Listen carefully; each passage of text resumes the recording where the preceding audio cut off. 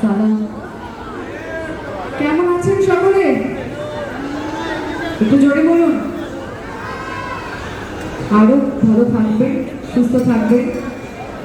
সামনে পুজো, আমি জানি যে পুজো শপিং করতে এসছে এবং শপিং এর সাথে সাথে বোধহয় আমাদের সাথে একটু মেতে উঠেছে।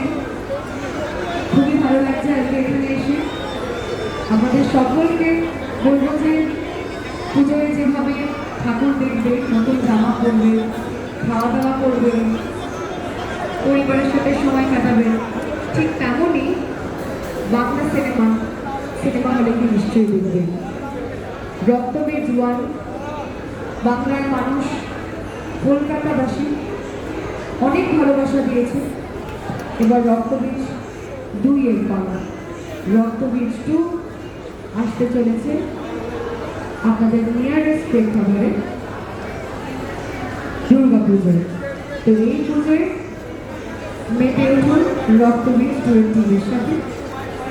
সিনেমা হলে গিয়ে প্লিজ বাংলা সিনেমা হলে গিয়ে দেখবেন, এটা আবার অনুরোধ আপনাদের সকলে খুব ভালো থাকবেন, আমাদেরকে আশীর্বাদ করবেন।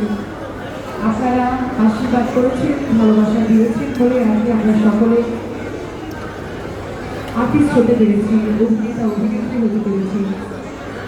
তো আপনাদের ভালোবাসা আমরা সবসময় এক্সপেক্ট করি এবং আমি চাইব যে মনে রাখবেন দুর্গা পুজোয় আসছে।